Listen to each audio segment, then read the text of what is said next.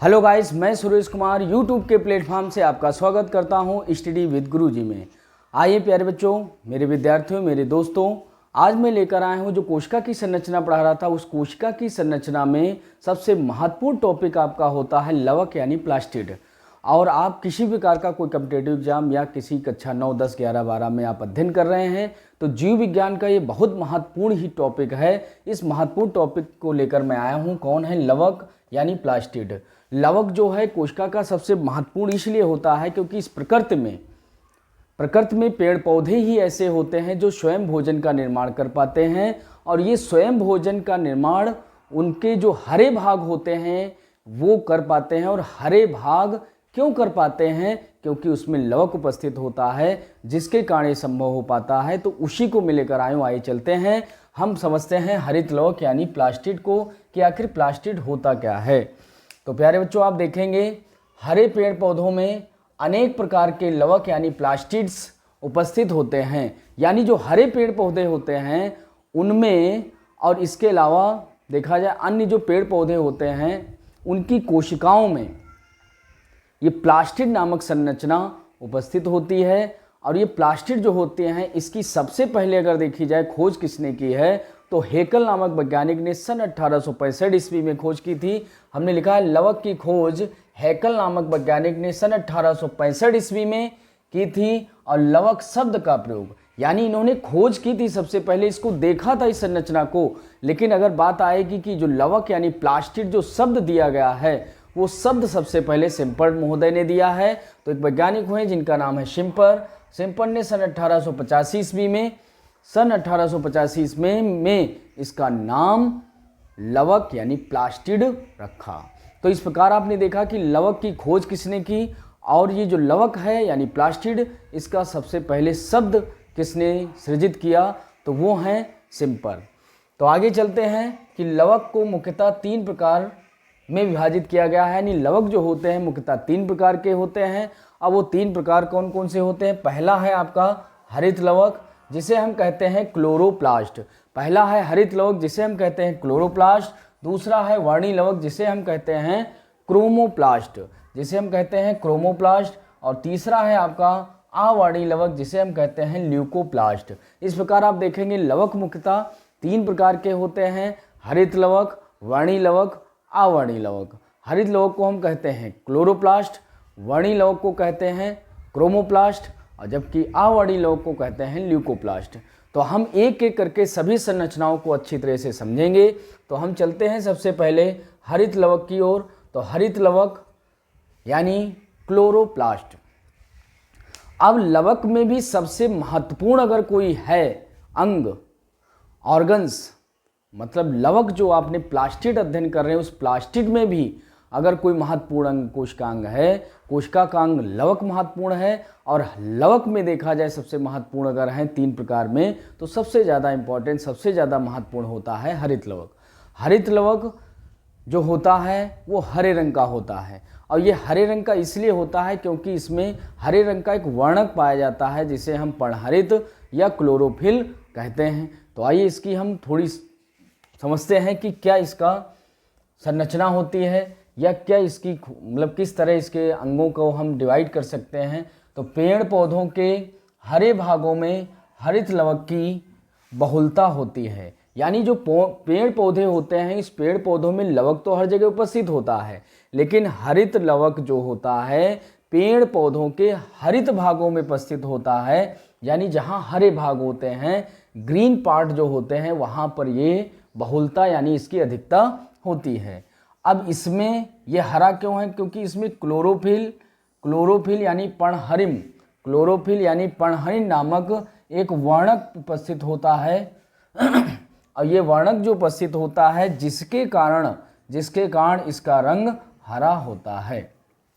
तो यहाँ से एक प्रश्न ये हल हो जाता है कि पेड़ पौधे जो पत्तियां हरी होती हैं या उनके तने हरे होते हैं तो हरे क्यों होते हैं? तो हम कहेंगे क्योंकि उसमें क्लोरोफिल नामक एक वर्णक पाया जाता है, एक रंग पाया जाता है, जिसके कारण एक पिगमेंट पाया जाता है जिसके कारण पत्तियां या कोमल तने हरे होते हैं। तो ये कहाँ पाया जाएगा? ये पत्तियों में होगा, कोमल तनों में होगा। आपने देखा होगा जो तना होता है सबसे ऊपरी भाग देखा होगा मुलायम होता है। वो मुलायम यानी कोमल जो तना होता है वो भी हल्का ग्रीन होता है। ग्रीन क्यों है? क्योंकि वहाँ पर हरित लवक उपस्थित है। या अपरिपक्व फलों की बात करें, मतलब जो फल पक नहीं पाए हैं, अभी अपरिपक्व हैं, पकने की ओर बढ़ रहे हैं, तो उस कच्चे फल में भी देखा होगा उसकी जो बाह्य त्वचा होती है वो हरी होती है। और हरी किसके कारण है? तो हम कहेंगे हरित लवक के कारण होती है। और पुष्प के बाह्य दल, जो पुष्प होता है उसके पुष्प के सबसे बाहर की ओर कुछ पंखुड़ियां होती हैं हरे रंग की, और वो हरे रंग की पंखुड़ियां बाह्य दल कहलाती हैं। और वो बाह्य दल भी क्या होते हैं? हरे होते हैं। क्यों होते हैं? तो हम कहेंगे क्लोरोफिल के कारण ही होते हैं। तो इस प्रकार आप देखेंगे ये इतने भाग हरे होते हैं।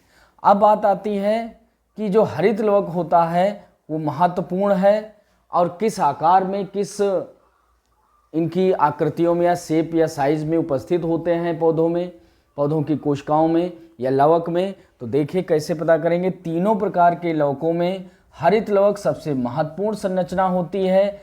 अब ये होते कैसे हैं? तो ये गोल हो सकते हैं, ये चपटे हो सकते हैं, रिबन के समान हो सकते हैं मतलब रबड़ के समान, जालिका रूपी हो सकते हैं, सर्पिल मतलब सांप के आकार की इनकी बनावट हो सकती है, मतलब सर्पिल इस तरह भी हो सकते हैं, तथा नाल आकार के। आप देखेंगे कुछ जब आप सवाल पढ़ेंगे उस सवालों में देखेंगे कुछ में नाल आकार के भी उपस्थित होते हैं। तो आदि आकृतियों के होते हैं। और जबकि उच्च वर्ग के पौधों में ये चक्राकार होते हैं, यानी जो उच्च वर्ग के पौधे होते हैं उनमें कैसे होते हैं? चक्राकार होते हैं। और इनका व्यास, अब हम बात कर लेते हैं इनका व्यास यानी इनकी आकार शेप साइज क्या होता है? तो हम कहेंगे 4 से 8 माइक्रोन। इनका व्यास कितना होता है? 4 से 8 माइक्रोन। माइक्रोन को हम म्यू से डिनोट करते हैं, तो म्यू के। तथा इनकी मोटाई की अगर बात की जाए तो लगभग 2 माइक्रोन होती है। मोटाई इनकी कितनी है होती है? लगभग 2 माइक्रोन यानी म्यू होती है। और इनकी शैवालों में संख्या की बात की जाए तो शैवालों में सिर्फ 1 या 2 उपस्थित होते हैं। शैवाल में मुख्यतः 1 या 2 ही पाए जाते हैं। लेकिन उच्च वर्ग के जो बीजी पौधे होते हैं, उन बीजी पौधों में इनकी संख्या 20 से 40, लगभग 20 से 40 तक होती है। यानी जो हरित लवक होते हैं उनकी संख्या 20 से 40 तक हो जाती है। तो इस प्रकार आपने देखा प्यारे बच्चों कि हरित लवक की इनकी शेप, इनकी साइज और इनकी उपस्थिति किस तरह होती है उसका वर्णन आपने देखा। अब बात आती है कि ये इतने इम्पोर्टेंट क्यों हम बता रहे हैं बार बार? इम्पोर्टेंट इसलिए हैं क्योंकि इनका प्रमुख कार्य होता है प्रकाश संश्लेषण क्रिया करना। यानी प्रकाश संश्लेषण क्रिया के द्वारा ये भोजन का निर्माण करते हैं, यानी फोटोसिंथेसिस प्रोसेस करके किसका? फूड का निर्माण करते हैं, यानी भोजन का निर्माण करते हैं। और भोजन इस प्रकृति में जितने भी जीवधारी हैं अगर बनाने का कोई कार्य कर रहा है तो पेड़ पौधे कर रहे हैं। और पेड़ पौधों में भी कोशिका का लवक का जो हरित लवक पार्ट होता है वही कर रहा है। इसलिए भी इम्पोर्टेंट हो जाते हैं कि अगर देखा जाए इस प्रकृति में भोजन का सबसे अगर कोई बेहतरीन स्रोत है या भोजन बनाने का कोई ऐसा है अंग कोशिकांग, तो वो कौन सा है? हरित लवक है। इसीलिए हम कोशिका का इन्हें रसोई घर भी कहते हैं, the kitchen of cell. The kitchen of cell हम किसे कहते हैं? तो हम कहेंगे हरित लवक को कहते हैं। तो इतना आपने समझ लिया। अब हम चलते हैं इसकी संरचना को समझ लेते हैं और साथ में इसका हम फिगर यानी स्ट्रक्चर को भी बताएंगे कि किस तरह इसकी संरचना होती है, किस प्रकार आकार होता है। तो इस प्रकार प्यारे बच्चों आपने समझा कि हरित लवक किस तरह होते हैं। अब हम उसकी संरचना को समझ लेते हैं। तो हम लेकर आए हैं हरित लवक की संरचना, द स्ट्रक्चर ऑफ क्लोरोप्लास्ट। तो सबसे पहले आप देखिए इसकी दोहरी झिल्ली की एक बनावट होती है। अगर हम इसकी काट दें, अनुलंब काट दें, तो आप देखेंगे कि किस तरह इसकी संरचना दिखाई पड़ती है। तो आप देखेंगे कि बाहरी एक दोहरी झिल्ली है जो आपको दिख रही होगी, दोहरी झिल्ली हमने बताया है। और ये जो सिक्के के चट्टे के समान संरचनाएं लगी हैं, एक सिक्के का ढेरी के समान, ऐसा लगता है कि सिक्कों को एक एक करके ऊपर रख दिया गया है। तो ये जो सिक्के के ऊपर संरचना आपको दिख रही है इसी को हम कहते हैं ग्रेनम। और ये जो एक संरचना है इसी को हम कहते हैं थैलेकॉइड। इसी को हम कहते हैं, एक जो संरचना ये होती है इसी को हम कहते हैं थैलेकॉइड। तो आप देखेंगे, ये देखो हमने आपको बता रखा कि ये क्या है, थैलेकॉइड, दोहरी झिल्ली है। और ये जो ग्रेनम है, चट्टे के समान संरचना, इसी को हम ग्रेनम कहते हैं। और जो अंदर ये जो आपका भरी हुई है मैट्रिक्स रूप में जेलीनुमी संरचना, इसी को हम कहते हैं स्टोमा। इसी को स्टोमा कहते हैं।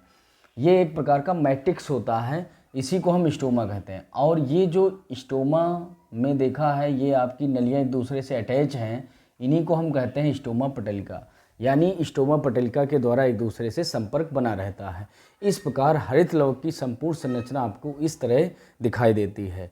और ये जो आपके चट्टेनुमे संरचना है या एक ढेरी के समान संरचना है, इसी में प्रकाश संश्लेषण की क्रिया, जो प्रकाशिक अपक्रिया होती है वो इसमें होती है। और जबकि अभी हमने बताया था कि स्टोमा में क्या होती है, अप्रकाशिक अपक्रिया होती है, इससे पहले हमने बताया था। तो आइए चलते हैं, हम आपको बताते हैं हरित लवक की संरचना। तो हरित लवक पत्तियों के मध्यों तक, सबसे पहले आपको ये ज्ञात होना चाहिए कि जो हरित लवक होता है वो किस ऊतक में उपस्थित होता है। तो आप देखेंगे पत्तियों के मध्योतक यानी मीजोफिल, तथा अब तने में कहाँ होता है, क्लोरेनकाइमा।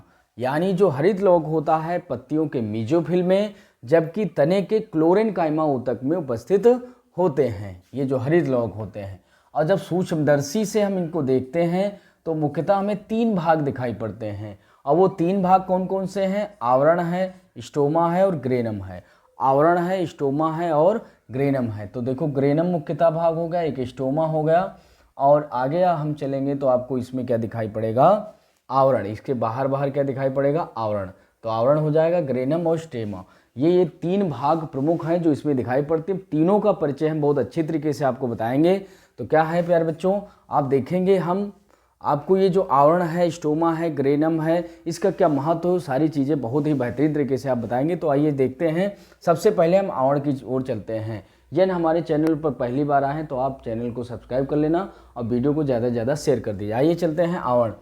हरित लवक दोहरी झिल्ली के बने आवरण से घिरा रहता है। तो आप देख रहे हैं इसके बाहर जो आवरण होता है, ये बाहर आवरण देखो इससे घिरा है कि नहीं घिरा है, तो दोहरा आवरण है, इसी से घिरा रहता है। इसी को हम आवरण कहते हैं, जिसमें किसी प्रकार का कोई भी छिद्र नहीं होता है। यानी इसमें किसी प्रकार के कोई छिद्र नहीं होते, इस आवरण में किसी प्रकार का कोई छिद्र नहीं होता है। और ये आवरण, अब ये आवरण जो है ये क्या करता है, ये जो अंदर जितनी भी संरचनाएं हैं, यानी कुल मिलाकर इसमें जो मैट्रिक्स भरा हुआ है, उस मैट्रिक्स को चारों तरफ से ये घेरे रहता है, उसको बाहर निकलने नहीं देता। यही कहा है, रंगहीन प्रोटीन युक्त मैट्रिक्स को घेरे रहता है। यानी जो आपको ये आवरण दिख रहा है, तो हम कहेंगे ये अंदर के जितने भी भाग हैं उनकी सुरक्षा प्रदान करता है। मैट्रिक्स हो चाहे स्टोमा हो, मैट्रिक्स को स्टोमा कहते हैं, और फिर ग्रेनम होगा, इनकी सबको अंदर से सुरक्षा प्रदान करता है यही आवरण। तो अब हम चलते हैं दूसरी संरचना स्टोमा की ओर। तो स्टोमा को हम पीठिका कहते हैं। हरित लवक के मैट्रिक्स को स्टोमा कहते हैं। यहाँ पर अभी हमने बताया था कि जो इसमें मैट्रिक्स भरा होता है जेली में संरचना, जेली के समान, उसी को हम कहते हैं स्टोमा। तो देखो लिखा है मैट्रिक्स को स्टोमा कहते हैं। ये तरल जेली समान संरचना होती है। इसमें डीएनए, राइबोसोम और विभिन्न प्रकार के एंजाइम उपस्थित होते हैं। तो यानी इसमें क्या होता है, मैट्रिक्स को स्टोमा कहते हैं, जेलीनुमा संरचना है, और इसमें जो है डीएनए, राइबोसोम और साथ में विभिन्न प्रकार के एंजाइम उपस्थित होते हैं। अब इसी भाग में प्रकाश संश्लेषण की अप्रकाशिक अपक्रिया, यहाँ से इंपॉर्टेंट टॉपिक मिलेगा कि प्रकाश संश्लेषण की अप्रकाशिक अपक्रिया, यानी जो बिना प्रकाश की अनुपस्थित में हो जाती है, यानी प्रकाश ना हो तब भी हो जाती है, वो प्रकाश संश्लेषण की अपक्रिया किसमें होगी, तो हम कहेंगे वो होगी स्टोमा में। वो किसमें होगी, स्टोमा में। तो यहाँ से एक प्रश्न बनता है, जब हम थ्योरेटिकल पोर्शन बेसिक तरीके से पढ़ते हैं तो हर प्रकार का कोई भी कॉम्पिटिटिव एग्जाम हो या आप कोई 9, 10, 11, 12 किसी का भी एग्जाम आप दे रहे हैं, तो आप उस प्रश्न को चाहे बहुकल्पी पूछा जाए, अतिलघुत्तरी पूछा जाए, लघुत्तरी पूछा जाए या दीर्घ पूछा जाए, हर प्रश्न का उत्तर देने में सक्षम होंगे, और चाहे जितना भी घुमा फिरा कर पूछा जाए उसका उत्तर देने में सक्षम हो पाएंगे। अब हम चलते हैं, आपने देखा प्रकाश संश्लेषण क्रिया अप्रकाशिक होती है एक, तो फिर एक प्रकाशिक भी होगी। तो प्रकाशिक कहाँ होती है उसका भी वर्णन कर लेते हैं। तो हमारे चैनल पर आए हैं अगर, तो आप इसको देखिए और अच्छे अच्छे कमेंट के माध्यम से हमें थोड़ा प्रोत्साहित करिए, मोटिवेट करिए। आइए चलते हैं, हम लेकर चलते हैं ग्रेनम। ग्रेनम व थाइलेकॉइड। अब थाइलेकॉइड क्या होता है, ग्रेनम क्या होता है, हमने बताया ये थाइलेकॉइड होते हैं और यही थाइलेकॉइड क्या बनाते हैं, पूरी जो संरचना है इसे हम कहेंगे ग्रेनम, और जबकि इसके ऊपर ये जो उपस्थित होते हैं इन्हीं को कहते हैं थाइलेकॉइड।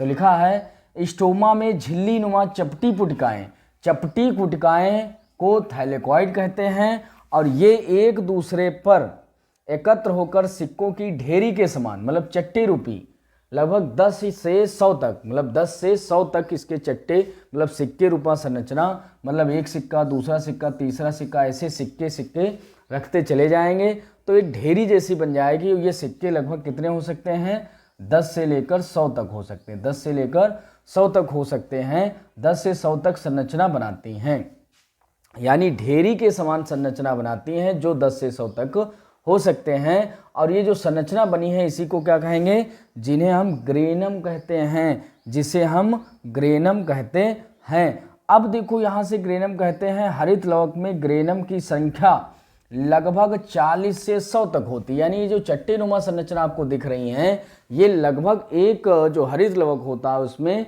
40 से 100 तक होती हैं, और जबकि एक जो ये ग्रेना होता है उसमें कम से कम 10 से 100 तक थाइलेकॉइड होते हैं। तो ये इस तरह आप समझेंगे कि किस तरह होता है। थाइलेकॉइड में पर्णहरिम यानी क्लोरोफिल उपस्थित होता है, और इसी में देखो ग्रीन ग्रीन हमने भाग बताया है, ये आपका क्या होता है, ये है आपका क्लोरोफिल। और यही क्लोरोफिल क्या होता है, यही प्रकाश संश्लेषण क्रिया की जो प्रकाशिक क्रिया होती है उसको करने में प्रेरणा देता है, क्योंकि ये क्या करता है, ये सूर्य के प्रकाश को अवशोषित कर लेता है, और सूर्य के प्रकाश को, प्रकाशिक ऊर्जा को जब अवशोषित करेगा जिसके कारण क्रिया प्रारंभ हो जाएगी और प्रकाश संश्लेषण क्रिया के द्वारा भोजन का निर्माण हो जाएगा। ये भोजन का निर्माण कार्बोहाइड्रेट मतलब एक प्रकार का स्टार्च यानी मंड के रूप में पेड़ पौधे भोजन बनाते हैं, और सरल रूप में अगर समझा जाए तो हम कहेंगे ग्लूकोज का निर्माण करते हैं। तो आपने यहाँ तक क्लोरोफिल उपस्थित होते हैं और यही पर्णहरिम प्रकाश का अवशोषण करता है, जिसके फलस्वरूप प्रकाश संश्लेषण की क्रिया संपन्न होती है और कार्बोहाइड्रेट यानी मंड या स्टार्च के रूप में, या सरल भाषा में कहें तो ग्लूकोज का निर्माण होता है, यानी भोजन का निर्माण होता है। तो इस प्रकार प्यारे बच्चों अगर देखा जाए कि इनका कार्य क्या है हरित लवक का, तो हम मेन पहले भी बता चुके हैं कि हरित लवक का प्रमुख कार्य है भोजन का निर्माण करना, भोजन का निर्माण करना, या फिर हम कह सकते हैं प्रकाश ऊर्जा को अवशोषित करना। अब प्रकाश ऊर्जा अवशोषित हो जाएगी तभी ये प्रकाश संश्लेषण क्रिया होती है।